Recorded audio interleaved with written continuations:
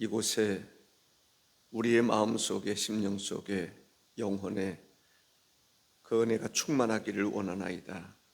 오늘도 주님, 가버나움에서 주님께서 말씀하실 때 가르침을 받았던 것처럼 이 시간 주의 말씀을 들을 때에 우리 영혼이 소생하게 하시고 참된 진리를 깨닫게 해 주옵시기를 원하나이다. 이 시간 하나님의 은총이 우리와 함께 하심을 감사하옵고 예수님의 이름으로 기도하옵나이다. 아멘. 예수께서 가버나움에 들어가시다. 가버나움에 가셔서 안식일에 회당에 들어가셔서 가르쳤던 것을 볼 수가 있습니다. 가버나움은 나훔의 마을이라는 뜻을 가지고 있습니다. 구약 성경에 보면 나훔이라고 하는 선지자가 나오는데 나훔의 고향이 아니었나, 전설에 의하면 나훔의 고향이었다, 이렇게 이야기를 한다는 것입니다. 가버나움은 예수님의 제2의 고향이라고 할 수 있는 곳입니다. 갈릴리 호수 북쪽 연안에 위치한 마을입니다. 마태복음 4장 13절 14절에 보면 나사렛을 떠나 스불론과 납달리 지경 해변에 있는 가버나움에 가서 사시니, 예수님께서 가버나움에 가셔서 사셨던 기록을 이야기하고 있습니다. 가버나움은 어업이 중심이었습니다. 교통수단이 좋았다고 봅니다. 그때 당시에 가장 번화한 곳이 가버나움이었습니다. 가버나움은 회당이 있었습니다. 회당이 있었다라고 하는 것은 유대교의 중심이었다라고 볼 수 있습니다. 로마 백부장이 그곳에 머물러 있었습니다. 로마 군대가 그곳에 들어와 있었다라는 것입니다. 세관이 그곳에 있었습니다. 종교적인 회당이 있었고 로마의 군대가 들어와 있었고 또 세관이 있었다라고 하는 것은 그만큼 그 지역이 경제적으로나 또 활성화되었다, 그것을 알 수가 있습니다. 가버나움에서 예수님께서 행하신 것을 보면 백부장의 종을 고쳐주셨습니다. 마태복음 8장 5절에서 8절에 보면 예수께서 가버나움에 들어가시니 한 백부장이 나와 간구하여 이르되 주여, 내 하인이 중풍병으로 집에 누워 몹시 괴로워하나이다. 이르시되 내가 가서 고쳐주리라. 백부장이 대답하여 이르되 주여, 내 집에 들어오심을 나는 감당하지 못하겠사오니 다만 말씀으로만 하옵소서. 그러면 내 하인이 낫겠나이다. 말씀하실 때에 이 백부장의 종 하인이 중풍병에서 고침을 받은 것을 기록하고 있습니다. 베드로의 장모의 병을 고쳐 주셨습니다. 마태복음 8장 14절 15절에 보면 예수께서 베드로의 집에 들어가사 그의 장모가 열병으로 앓아 누운 것을 보시고 그의 손을 만지신 열병이 떠나가고 여인이 일어나 예수께 수종 들더라 했습니다.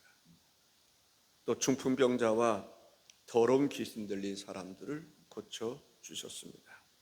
마태복음 8장 16절 17절에 보면 저물매 사람들이 귀신 들린 자를 많이 데리고 예수께 오거늘 예수께서 말씀으로 귀신들을 쫓아내시고 병든 자들을 다 고치셨다라고 말씀하고 있습니다. 예수님께서 가버나움에 가셔서 가르치셨던 일들이 있습니다. 회당에 들어가셨다라는 것이죠. 시나고고에라는 말인데 가르치셨다라는 의미가 있습니다. 회당이라고 하는 것은 함께 듣는다라는 말에서 유래되었습니다. 유대인들이 회당에 들어가서 함께 하나님 말씀을 들었다. 그런 곳입니다. 회당은 어떤 곳입니까? 기도하는 곳입니다. 내 집은 만민이 기도하는 집이라 했던 것처럼 회당은 어떤 곳이었다고요? 기도하는 곳이었습니다. 회당은 성경을 낭독하고 가르쳤던, 강해했던 곳이 바로 회당입니다. 바울 사도도 회당에 들어가셔서 말씀을 읽고 가르쳤습니다. 예수님께서도 회당에 들어가셔서 말씀을 읽고 가르치셨습니다. 회당은 유대인들이 안식일마다 들어가서 예배했던 곳이다, 가르침을 받고 그런 곳이었다라는 것이죠. 유대인들에게 절기가 있었는데 그 절기를 회당에서 지키게 됩니다. 그러면 회당이 어떤 곳이었다라고 하는 것을 우리가 생각할 수 있을 것입니다. 그 회당에서 때로는 재판을 열기도 했습니다. 심판을 내리기도 했다. 판결을 내기도 했다라는 것입니다. 회당은 교육기관과 같은 곳이었습니다. 유대인들이 회당을 중심으로 해서 말씀의 가르침도 받고 하나님께 기도도 하고 또 때로는 재판도 열리고 유대인들의 중심이었다라고 하는 것을 알 수가 있습니다. 시나고게는 이스라엘 백성들이 예루살렘을 떠나 바벨론의 포로로 끌려갔을 때 유대인들이 예루살렘으로 돌아올 수가 없어서 그곳에 마을 공동체를 이루고 신앙 교육을 하고 신앙의 어떤 문제를 가지고 같이 모였던 곳이 발전해서 회당이 되었다. 이렇게 생각하시면 되겠습니다. 회당에서 예수님께서 가르치실 때에 그 회당에 누가 있었습니까? 귀신 들린 사람이 있었다는 것입니다. 그러한 회당 안에 예수님도 계셨고 귀신 들린 사람도 있었다라는 것이죠. 회당에 귀신 들린 사람이 들어와 있었음을 23절에서 이야기하고 있습니다. 마침 그들의 회당에 더러운 귀신 들린 사람이 있어 소리질러 이르되라고. 세상에는 두 가지 능력 있는 존재가 있음을 볼 수가 있습니다. 예수님의 능력, 사탄의 능력, 귀신의 능력. 세상에는 이 크게 두 능력에 의해서 움직이기도 하고 그 영향을 받게 되는 것을 볼 수가 있습니다. 귀신의 역사들이 있다라는 얘기죠. 세상에는 하나님의 역사가 있고 귀신의 역사가 있습니다.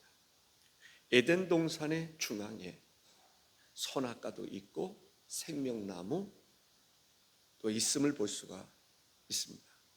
생명나무에서 나는 열매를 먹으면 영생하게 되고 선악과를 따먹으면 정령 죽는 문제. 지금도 세상에는 큰 능력이 움직이고 있는데 사탄의 능력이 있고 하나님의 능력이 있다라는 거죠. 하나님도 사탄도 때로는 정치, 경제, 문화를 통해서 역사하는 것을 볼 수가 있습니다. 그래서 우리는 영안이 열려야 됩니다. 이 정치에는 사탄이 움직이는구나. 중점적으로. 이 정치에는 하나님이 움직이시는구나. 중점적으로. 이 문화는 사탄의 문화구나. 이 문화는 하나님의 문화구나. 우리는 사탄의 문화를 세우지 말고 하나님의 문화를 세워나갈 수 있어야 됩니다. 사탄의 정치를 하는 것이 아니라 하나님의 정치를 할 수 있어야 돼요.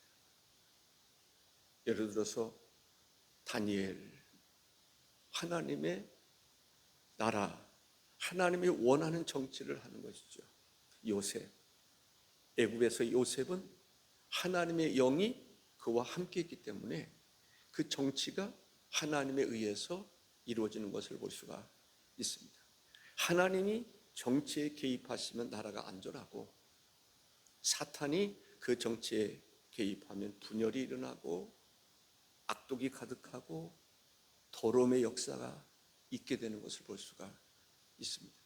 그렇기 때문에 우리 마음속에 하나님의 나라가 이루어지면, 내 안에 주님이 계시고 주의 말씀이 있고 성령의 역사가 있으면, 영적으로 영안이 열리면, 하나님이 원하는 영안이 열리면 영적인 세계를 바라볼 줄 알고 무엇이 옳고 그름인가를 분별할 수 있지만, 하나님의 신이 떠나면, 하나님 말씀이 떠나면, 하나님 말씀이 내 마음에 새겨져야 되는데 말씀이 없으면 말씀 없는 삶을 살아갈 수밖에 없는 것입니다. 제 소견에 옳은 대로 행동했다라는 말씀입니다.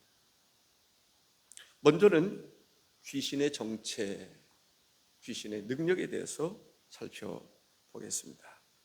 귀신은 영적인 존재이기 때문에 시간과 공간을 초월해서 역사하는 것을 볼 수가 있습니다.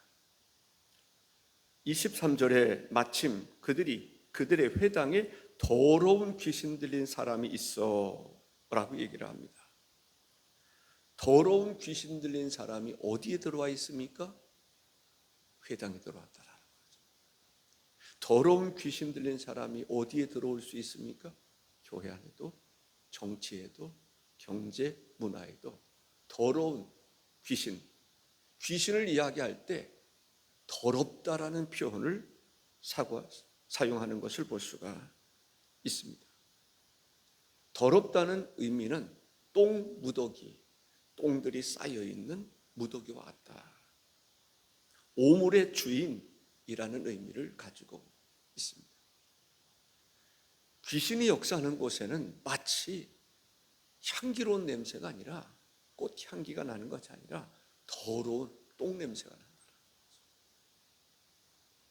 그래서 귀신의 역사가, 예를 들어서 예배당에 들어오면 뭔가 냄새가 달라.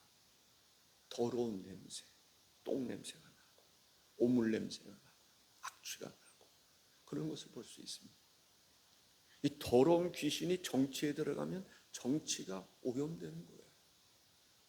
이 더러운 귀신이 문화계에 들어가면 문화가 썩어져.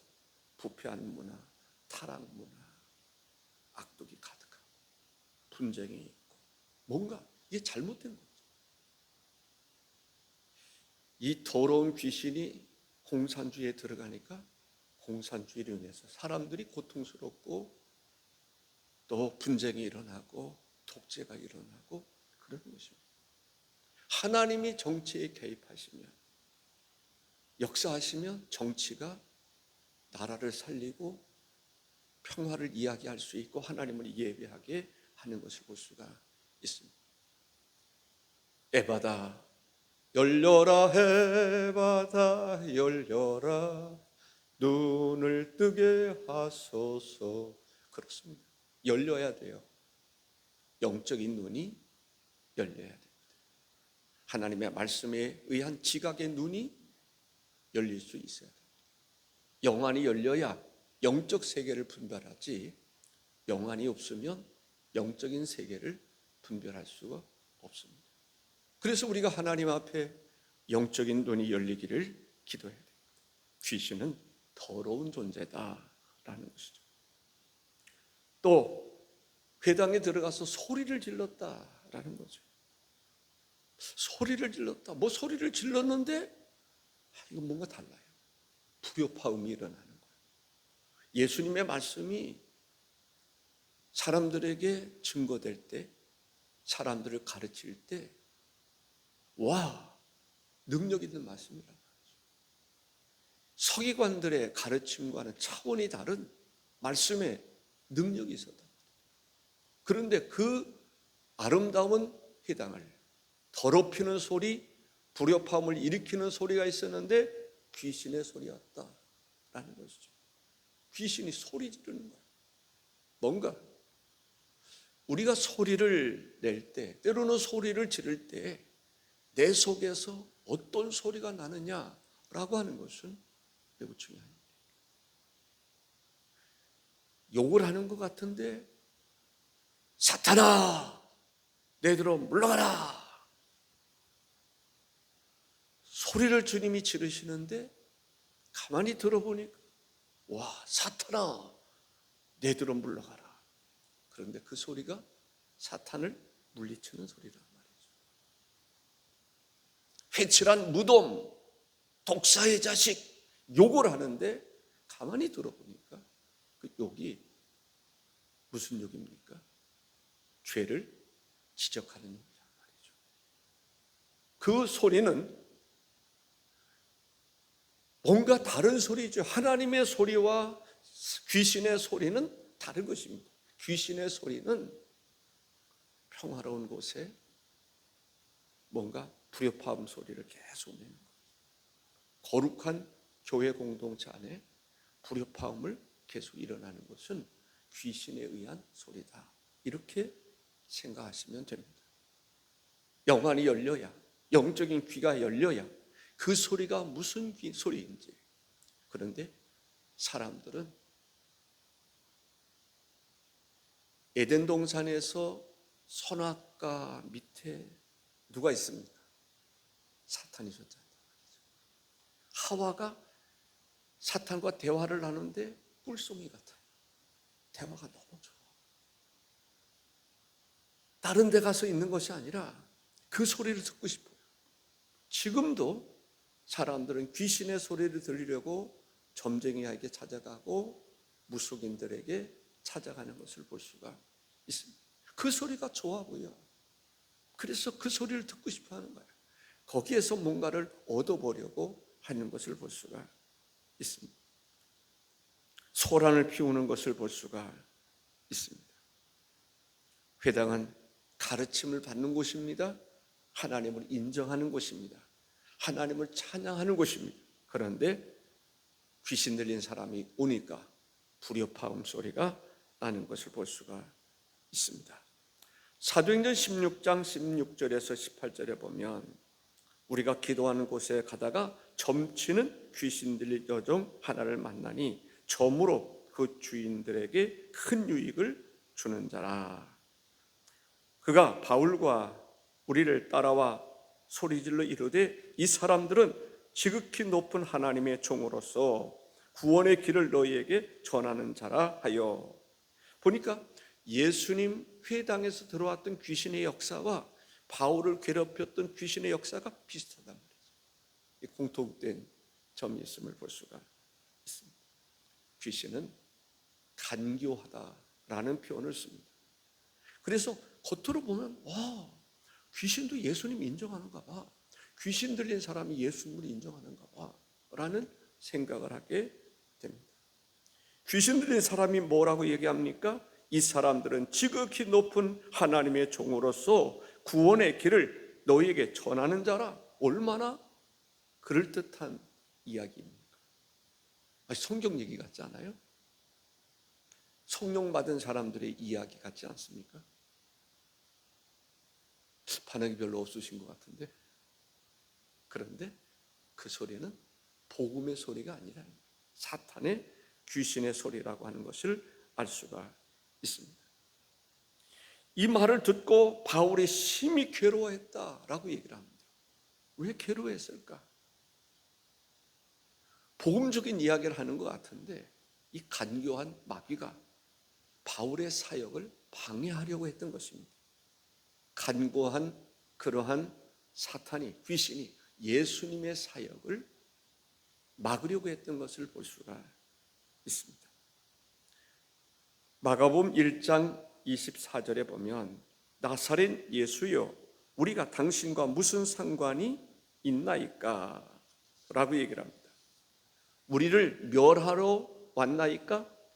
나는 당신이 누구인 줄 아오니 하나님의 거룩한 자니이다. 사탄도 마귀도 귀신도 뭐라고 얘기를 합니까? 나사렛 예수요. 나사렛 예수 틀린 말이 아닙니다. 예수님을 나사렛 예수라고 이렇게 칭했으니까요. 그런데 사탄이 나사렛 예수라고 하는 말과 예수님의 제자들이 나사렛 예수라고 하는 말과 느낌이 다른 것입니다. 그런 얘기 있잖아요. 나사렛 예수의 그 나사렛에서 무슨 선한 일이 일어나던가. 그 얘기는 나사렛을 뭐라고 평가하는 것입니까? 선지자가 나올 수 있는 그런 마을이 아니야. 낮추는 얘기. 낮추는 얘기하고 똑같은 얘기 같지만 높이는 이야기하고 다른 것입니다. 마귀는 은연중에 예수님을 낮추려고 하는 그러한 시도를 하는 것을 볼 수가 있습니다. 베드로가 신앙을 고백하는 것 같고 지금 귀신 들린 사람이 예수님을 말하는 것은 차원이 다른 것을 볼 수가 있습니다. 우리가 당신과 무슨 상관이 있나이까? 우리 타치하지 마세요. 우리라는 말을 사용하고 있습니다. 복수를 사용하고 있습니다. 귀신 들린 사람은, 마귀 들린 사람은 그리스도인들이 복음을 들고 자기들을 타치하기를 원하지 않습니다. 우리를 내버려둬라 라는 거죠. 우리는 우리의 나라가 있어. 우리가 하고 싶은 것이 있어. 그런데 성령 받은 사람은 내버려 두면 마귀는 죽이는 일을 한단 말이죠. 사람을 죽이는 일을 해요. 그런데 예수 믿는 사람들은 살리는 일을 해야 되잖아요. 우리가 전도할 때 어느 때는 그 사람 형편도 좀 봐야지. 우리가 뭐 무리를 일으키면 살 필요는 없잖아. 그런 얘기를 할 때가 있어요. 아닙니다. 어느 때는 무리를 일으키려 할지라도 우리가 달려가서 빼앗아야 될 때가 있는 것입니다. 이리에게, 늑대에게 잡혀갔는데 가만히 있으면 되겠습니까? 사탄이 그를 해하려고 그러는데 우리가 할 수 있는 건 뭐예요? 가서 복음으로 예수님께서 사탄을 물리치시고 귀신을 물리치실 때 뭐로 물리치셨죠? 하나님 말씀으로. 그래서 우리가 말씀이 있어야 되는 것입니다. 그 말씀은 어떤 말씀입니까? 살았고 운동력 있는 말씀이어야 됩니다. 지식으로 아는 거 아닙니다. 살았고 움직이는 말씀, 그 말씀으로 사탄을 이길 수가 있고 그 말씀으로 귀신을 쫓아낼 수가 있는 것입니다. 그래서 교회는요, 어떤 사람이 필요하냐면 정말 지도자가 필요한 것입니다. 어떤 사람이 가만히 보니까 영적으로 마귀가 그를 움직이고 있단 말이죠. 그랬을 때 그래도 잘하는 사람인데 어떻게 그런 얘기를 할 수 있어? 알아서 적당히 하세요. 그러고 많은 사람이 있어요. 아닙니다. 교회는 그런 곳이 아닙니다. 그래서 교회는 지도자가 있어야 됩니다. 하나님 말씀을 가지고 있는 지도자가 필요한 것입니다. 장로님, 집사님, 그거 잘못된 겁니다. 그러시면 안 됩니다. 교회는 위계 질서가 있는 것이죠. 그러면 안 됩니다. 그래야 교회를 세우는 것입니다. 교회를 깨끗하게 하는 것입니다. 교회를 교회되게 하는 것입니다. 바울만이, 베드로만이, 사도들만이 교회를 지도하고 가르치는 것이 아닙니다. 마음속에 말씀이 있는 사람, 성령이 있는 사람, 그 사람이 교회를 세워나가는 것을 볼 수가 있습니다. 철이 철을 날카롭게 한다라고 말하지 않습니까? 철이 철을 날카롭게 할 수 있는 사람이 사람들을 세워주는 것입니다. 예수님께서 제자들을 대하실 때 보면요, 사탄아 내 뒤로 물러가라. 얼마나 엄격하고 단호하고 그렇습니다. 그래야 베드로 어떻게 보면은 열정 있는 사람입니다. 다른 사람에게 박수 갈채를 받을 만한 사람입니다. 그럼에도 불구하고 잘못되게 되면 한없이 잘못되는 것입니다. 예수님은 그것을 단호하게 고쳐주셔서 베드로로 하여금 주를 위해서 순교를 할 수 있는 그런 사람으로 세워져 나가시는 것을 볼 수가 있습니다. 귀신은 사람을 고통스럽게 합니다. 처음에 귀신이 들어갈 때는요, 광명의 천사처럼 그래서 그것을 받아들였을 거예요. 그런데 처음에는 좋아 보이는데 마약을 하는 사람들을 보면, 나는 마약을 잘 모르지만 마약을 하는 사람들은 처음에는 아마 좋으니까 마약하지 않겠어요? 그런데 어떻습니까? 마약에 중독되면 마약이 그 사람을 이끌어가는 것입니다. 사탄이 하는 것을 처음에는 그냥 받아들이다 보면은 결국은 사탄이 그 사람을 지배하는 것을 볼 수 있습니다. 사상적으로도 공산주의 사상이 들어오면 그 다음에는 공산주의 사상이 그 사람을 장악하는 것을 볼 수가 있습니다. 나라도 마찬가지입니다. 공산주의 사상이 들어오다 보면 그 나라가 공산주의 사상에 의해서 그 나라가 움직이는 것을 볼 수가 있습니다. 우리는 그것을 깨달을 수 있는 게 중요해요. 파악할 수 있는 게 중요해요. 왜냐하면 우리에게는 하나님의 능력이 있다라고 하는 사실이죠. 그것을 공산주의 사상을 또 마귀의 사상을 이길 수 있는 힘이 우리에게 있다라는 것을 알 수가 있습니다. 귀신은 때로는 폭력적인 그러한 것으로 서슴지 않는 것을 볼 수 있습니다. 누가복음 8장 26절에서 30절에 보면 이 거라사 광인에 대한 이야기가 나옵니다. 오랫동안 옷을 입지 아니하며 뭔가 비정상적인 것을 보게 됩니다. 무덤 사이에 거하는 자라 했습니다. 예수님이 나타나셨을 때 큰 소리를 불러 이르되 지극히 높으신 하나님의 아들 예수여 당신이 나와 무슨 상관이 있나이까? 당신께 구하노니 나를 괴롭게 하지 마옵소서 라고 말합니다. 어둠의 세력은 성령 받은 사람, 말씀에 든든히 서 있는 사람들이 두려운 것입니다. 교회는 그러한 공동체가 될 수 있어야 합니다. 더러운 귀신을 명하사라고 말합니다. 여기도 보면은 귀신이 더럽다라는 표현을 예수님께서 하고 계심을 볼 수가 있습니다. 그를 쇠사슬과 고랑에 매여 지켰으되 그 맨 것을 끊고 귀신에게 몰려 광야로 나갔더라 라고 말합니다. 내 이름이 무엇이냐 물으신즉 이르되 군대라 하니 이는 많은 귀신이 들렸음이라 했습니다. 귀신이 좋아하는 대상이 있는데 사람입니다. 귀신이 사람을 좋아해요. 사람 속에 들어오기를 좋아해요. 사람의 입술을 통해서 마음을 통해서 역사하기를 좋아해요. 하나님께서 사람을 지으셨는데 하나님의 형상대로 지으셨어요. 얼마나 아름답습니까? 하나님의 형상대로 지었으니 귀신도 좋은 건 알아서 사람에게 들어가기를 좋아합니다. 사람들의 마음에서 역사하고 사람들의 영적인 세계에 들어와서 영적인 것을 장악하고 영적인 막노릇을 하는 것을 볼 수가 있습니다. 우리는 에덴 동산에서 마귀가 귀신이 사탄이 하와를 꿰을 때 물리쳐야 했습니다. 받아들이면 안 됩니다. 깨어있는 사람이 교회를 거룩한 공동체로 지킬 수 있는 사람입니다. 이제 두 번째로 예수님의 능력이 있습니다. 예수님께서 귀신을 꾸짖으셨다라고 말합니다. 잠잠하라. 꾸짖으셨다. 잠잠하라. 명령하여 나오라 말씀하시는 것을 보게 됩니다.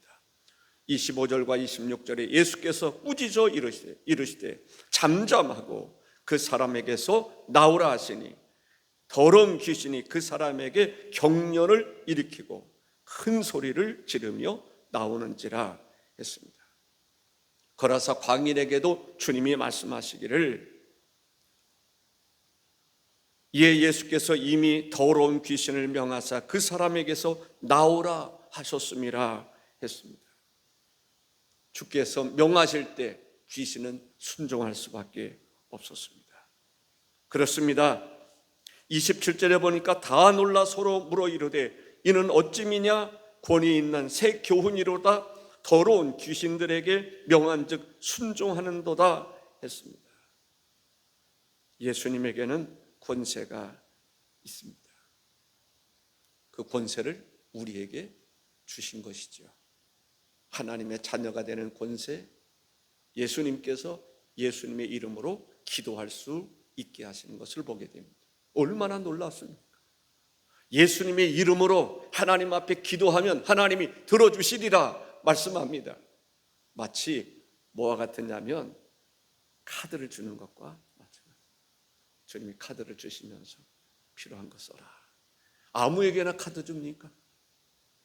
아무에게나 백지 수표를 줄 수 있습니까?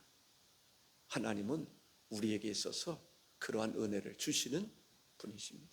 그렇기 때문에 하나님과 더불어 살아가는 것이 축복입니다. 기도하겠습니다. 주 하나님 감사합니다. 오늘도 주의 말씀을 새벽에 듣게 해주시고 가르침을 받게 해주시니 감사합니다. 하나님이 감추어뒀던 것을 발견하게 하시고 바로 우리가 하나님 앞에서 얼마나 존귀한 존재인가를 알 수 있게 해주시니 감사합니다. 하나님의 은총이 이 새벽 우리 모두에게 함께 하시기를 주 예수님의 이름으로 축복하며 기도하옵나이다. 아멘.